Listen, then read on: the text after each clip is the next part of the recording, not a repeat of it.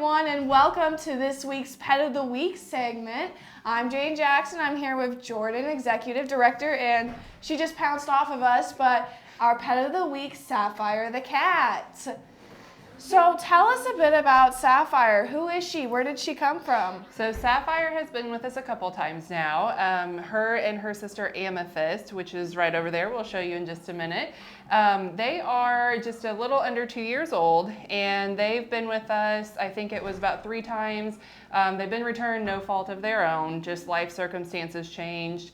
Sapphire is super outgoing, loves to play, loves to run around the room here, but still very cuddly as well. And then Amethyst, she just loves a good blanket. That's what she loves to do all day long. If you walk into our cat room, you will see her under a blanket, and that's it. Definitely. We've got to be careful not to accidentally sit on her or set anything on her. Yeah. Sapphire's currently digging in the bag right now. Very cute. We'll give you guys more footage of her in a minute. So yeah, we've got these 2 crystal sisters here, both totally available for adoption. Yes. And they're kind of like yin and yang because, like you said, Amethyst is kind of cuddling up under a blanket, hiding, while Sapphire is roaming around, sniffing everything. She's being a little bit stubborn, but we love that personality. Yeah, and they can be adopted together. This last home they were together, but they are also fine being adopted separate. So either way, I think they would be happy as a lark to either be together or separate. That is wonderful. So we're heading towards the end of February and beginning to dive into March. Are there any major events happening at the shelter that are coming up? Yeah, so we are hosting our very first puppy yoga. Super excited for this one. We've talked about it for a really long time, but we've never actually done it until now. We actually have 2 litters of puppies that total 15 teeny tiny little puppies right now. So they will be in attendance. It's Thursday, March 5th, and also on March 12th from 6:30 to 7:30. It's going to be at the Secret Meadow Event Barn in Celestine, and you can find your ticket on our website if you just go to DuboisCountyHumane.org, and then under ways to donate, you'll find the puppy yoga signups. How incredible. You know, I always see those videos on social media and thinking, oh my gosh, I would love to do that. So guys, definitely look into that. If you want to live your puppy yoga dreams, it is happening here. So that is absolutely wonderful. I love that. And you know, not only are we diving into that in March, but the dreaded kitten season is upon us.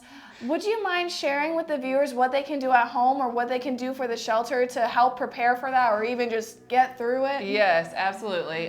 So our clinic is already seeing female cats in heat, seeing pregnant females. So it is right on our doorstep. The kittens are coming. We do get a lot of calls during the springtime of I found a kitten, what do I do with it? So some of the tips that we say, first and foremost, if you have found a kitten, please make sure that the mom is not just really near around and that we're not taking kittens from mom unknowingly. So most of the time, mom is probably somewhere in the vicinity, you know, going to eat, getting food, that kind of thing. So first and foremost, leave the cats where they're at. Obviously, if there's a safety risk, you can remove the cats, but the surrender form that we have online is what we encourage people to do. Anyone who finds a cat or a kitten during this time, we only have so much capacity to house them here at the shelter. It's tough on kittens here, especially, you know, all of the cleaning procedures we go through. Our condos fill up really quickly. So if you do find some kittens, you can give us a call, but the easiest thing to do is fill out that surrender form, try to keep them safe, if possible during that time, and then we'll reach out as we have space. And you know, like you said, TNR is always a good practice to keep in mind. Yes. The Trap, Neuter, Release program, that is something that we're really going to expand on this year, especially upcoming during this time. Since we cannot house all of the cats here, obviously, we are going to offer some services out to the community that if you do find an outdoor cat, we may be able to help you through spay and neuter at the clinic, and then it's returned to the outdoor area that it was in if we can't house here. The goal for the TNR is to reduce the overpopulation and the unnecessary litters that are born without proper care and all those things. So that's why we're going to hopefully expand on that going forward. If anybody wants to, we also have a Spay It Forward fund that they can donate to at our clinic location.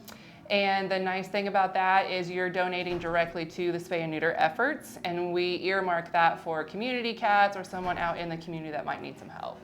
Amazing. I love that. I didn't know about that. Yeah. That's awesome. Yeah. And you know, while we're on the subject of TNR, if you don't mind me asking, T stands for trap, doesn't it? Mm-hmm. Do you have any advice you would give to people when it comes to trapping cats? Because those cats can be slippery sometimes. They are, yeah. So we do have a limited supply of live traps here at the shelter that we do loan out for a small fee going forward. People can loan them, go out, trap the cats, get their cats to the clinic for their scheduled neuter spay date. They can be very tricky. They definitely can. So we usually talk people through when they come to pick up those traps. We kind of walk them through best practices for that, putting the canned food inside and just kind of keeping them calm too. That's wonderful. So definitely keep that in mind. If you see a cat and its ear isn't clipped or if it's showing signs of not being fixed, definitely look into that. Stay informed on how to properly take care of that. And we've got Sapphire finally in frame now. Hi, girl. Oh, she's so sweet, guys. Definitely look into her too. But now going back to general stuff, let's go ahead and restate donations that are always accepted, volunteers. Is there anything particular you guys are looking for right now? Well, as of today, we had an issue with our water this morning. Thankfully, we are back up and running, but it's a pretty common issue that we have. Our building is obviously much older. We do have a lot of plumbing issues, that type of thing. So any kind of bottled water, like gallon distilled water, that's always very helpful.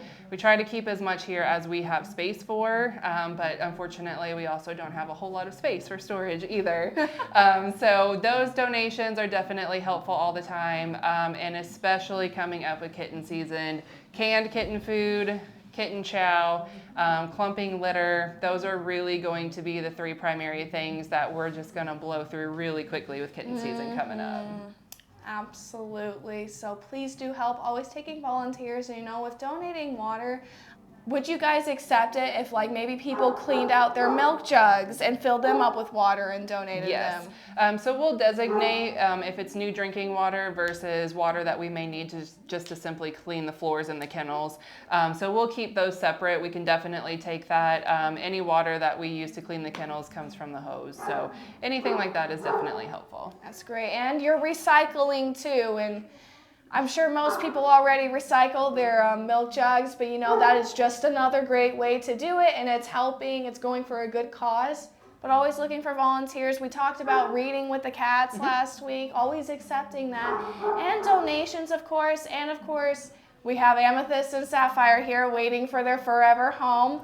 I don't know about you, Jordan, or anyone else, but I personally am a crystal collector, and I do have a lot of amethyst, but I do not have any sapphire. So if you're a crystal collector like myself looking for some sapphire, and maybe even more amethyst, they've got one right here. So guys, please do look into her. She's really sweet. Just look in the shelter in general. I know we've kind of hinted at this a little bit on some of our social media posts.